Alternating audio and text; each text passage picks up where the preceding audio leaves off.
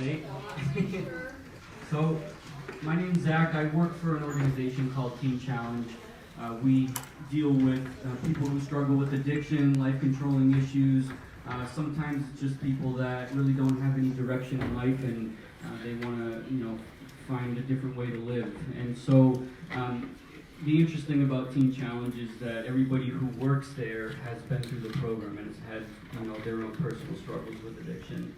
My name is Zach, as Christine said, and the thing that I find so fascinating about addiction is that you can come from any sort of background and still find yourself, later in life struggling with it. And if you looked at my life and tried to predict what my life would be like, just from where I grew up, who my parents were, you would say like, wow, he's gonna have a great life. My mother's a nurse, my father's a physician, he's a retired doctor, and now works for an insurance company.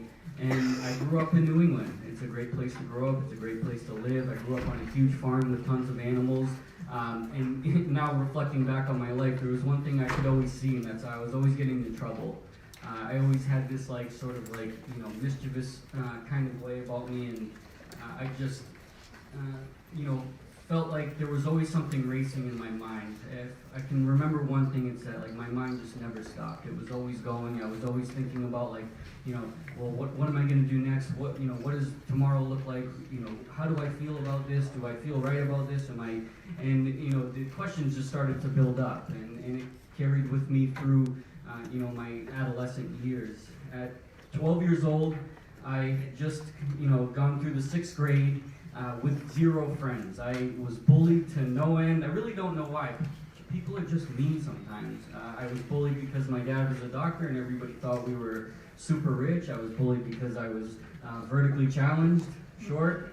I was bullied because I had darker skin than most of the kids in my class, and I mean, it's just a very strange thing. But for some reason, I ended up meeting with some older kids, and they sort of were like, oh, hey, if we want to go do this, we can go do this. And I started to, use drugs, alcohol, cigarettes, and then I started to sell them at 12 years old out of a Catholic middle school. And you would think that there would be something in me that was like, oh, hey, this is probably not a good thing to do. But I didn't have that foresight to say wow, I'm kind of going to get into a lot of trouble doing this.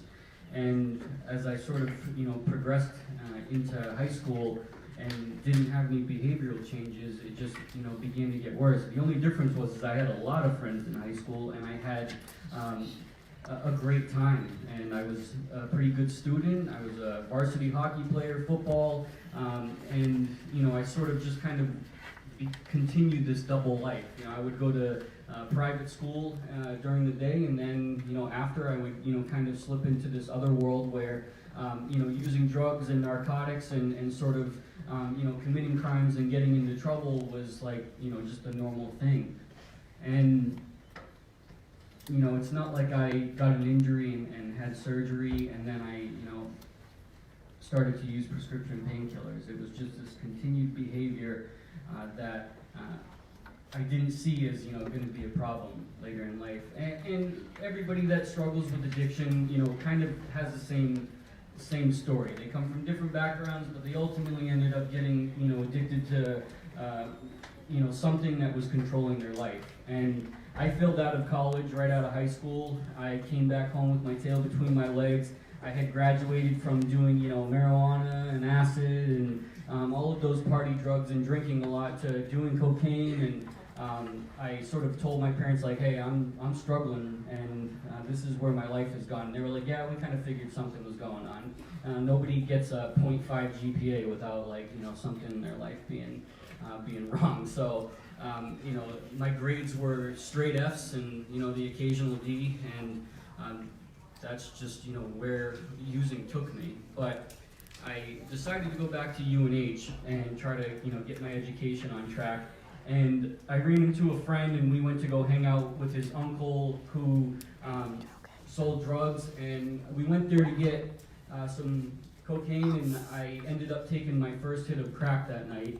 And within 2 weeks of that, I was using needles and using intravenous drugs, and within 2 weeks of that, I was a heroin addict, physically addicted to a chemical that I didn't even fully understand. And from the age of 21 to 27, I was in and out of lockup. I was in and out of hospitals for various things, overdoses, life support, ending up in the hospital that both my parents worked at on life support, and it just, nothing really resonated with me. 3 days after, being in intensive care for 10 days, I was doing drugs again. And there was just nothing that I felt in my life was going to change that. And the more and more I started to dig myself into this hole, the more and more I started to just accept that this is how my life was going to go, and the 40 and 50-year-olds that I was hanging out with was just, a premonition of, or what's the word I'm looking for? A glimpse of where I was going. Thank you.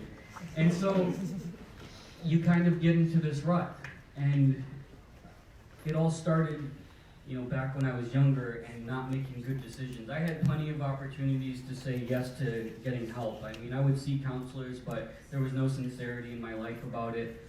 And the more and more I decided to, engage in the self-destructive behavior that I was doing, the more and more it just became something that I ultimately ended up knowing that was going to be my life. And I was 27 years old, and I was in Manchester, New Hampshire, and something clicked. And I was in a hotel room. I sort of kind of like froze and just decided that I didn't want to do this anymore, and ended up in a long-term treatment program called Teen Challenge, and that was in 2013. The program was not easy. I learned a lot about myself. I learned about going through adversity and sort of overcoming things that I didn't think were able to overcome. I was able to sort of go back in my past and, receive peace for, what had happened and what I had gone through, and sort of accept that my behavior wasn't anything other than, something like addiction that can hurt people, but also many, many, many poor decisions in my life. Many poor decisions. I am fortunately not a felon. I am fortunately alive today. I'm very grateful for that. I failed out of college 3 times and just graduated finally from college in May of this past year. So that was a real blessing for me to be able to complete that, and for my parents to see that, because I know that they watched their son go through, he would start to do good, and then he would fall on his face, and then he would disappear for a year, and then he would resurface, not looking like him, kind of looking like Smeagol from Lord of the Rings, and it just wasn't a great life. But recovery is individual for people. I think that, from my experience working in drug addiction treatment for 6 years, 5 years, people have different perspectives on, what they want to do with their lives and what recovery means to them. And so, for me, I found that, recovery was certainly about serving others and trying to help someone that was going through the same thing for me. And which is why I decided to pursue medical school. So right now I am currently in the waiting period of trying to get an interview at medical schools and sort of further my education in that, and try to help those that were once in my position. So I'm going to have another very good friend of mine, Alex, come up and share a little bit about his story. I've known him for 7 years. He's been a very dear friend to me, and we've gone through quite a bit together. And he has, again, a similar story, but has different parts that were different from mine. Thank you.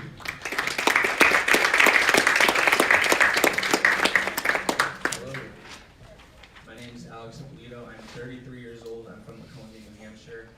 And like Zach said, most stories people that have gone through are similar in the fact that pain is pain and recovery is recovery. But I mean, there's different things, but ultimately it's like addiction's selfish.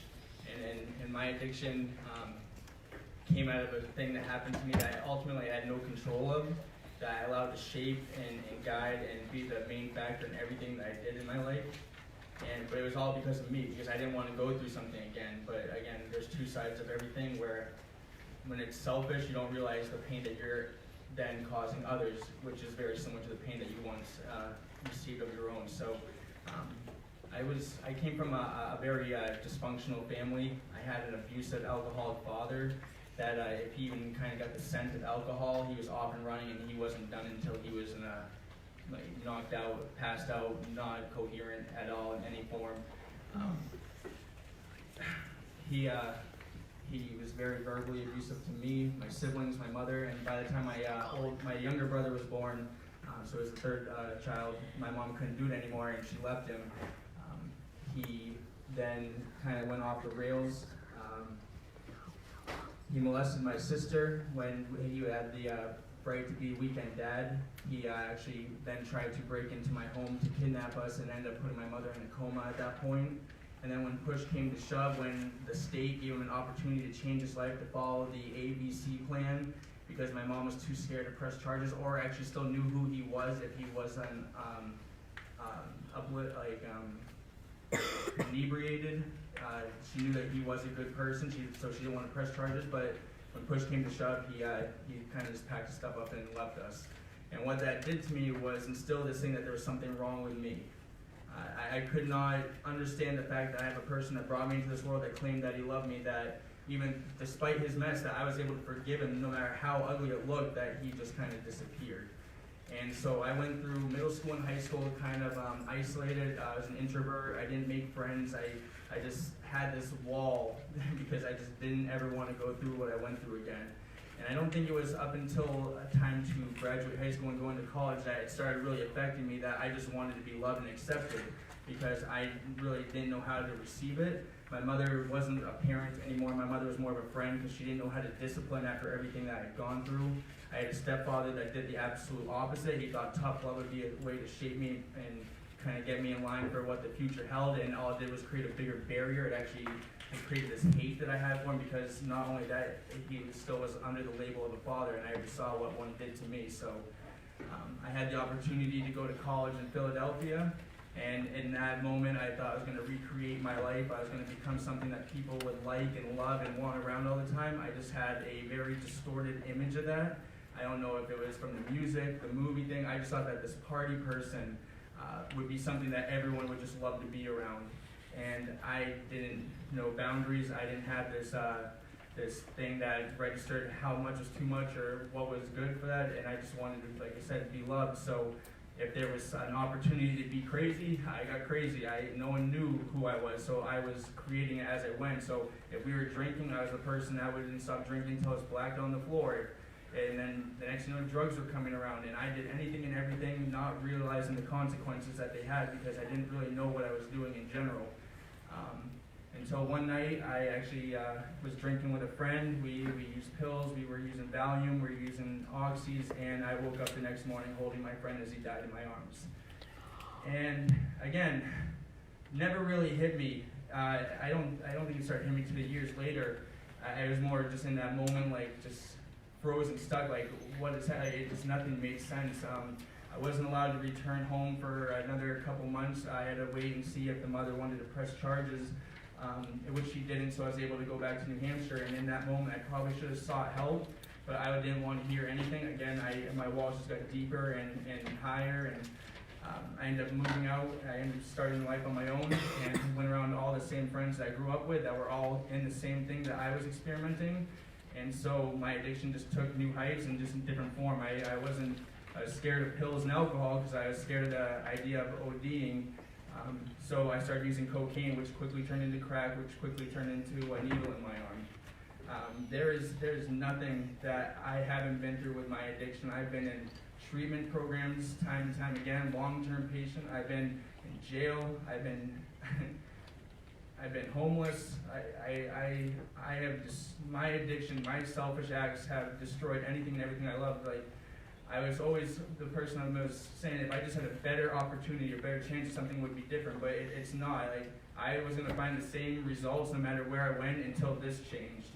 And it wasn't until I was sitting in Belknap County, actually 2018, after I had gone through Teen Challenge previously and then got out, I knew everything and had everything under control and fell flat on my face, that I really had the opportunity to look within myself and see what I was. I was sitting in Belknap County with 14 charges. I had 3 felony indictments, and I had violated good behavior order from the time previous, and I was just alone with myself, 23 hours.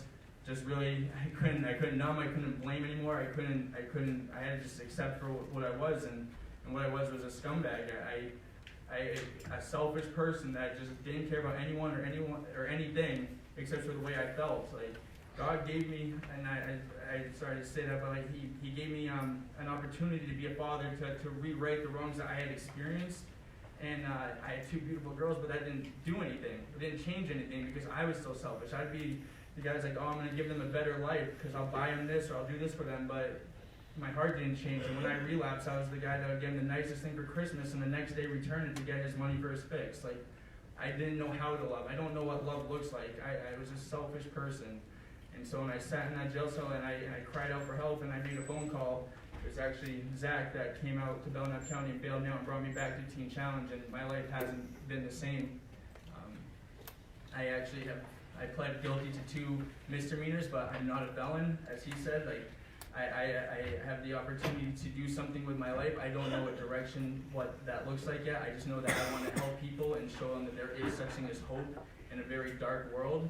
I have the opportunity to be a father. I get to see them on the weekends, which even when I lived at home full time, I am more of a father now than I had ever been in their life previously, because it's actually about them for once. I have a friendship with their mother that I have never had in our lives. Like, I don't need to give it a title or what it was, because a title means nothing if I'm not caring for the person. So the fact that we could be in a room with our kids and say that, or even give it a chance to live as a family, is something that I don't deserve, but have had the opportunity to be a part of. So I guess if there was one thing that I would like to leave you guys with, is that pain is pain, like I said.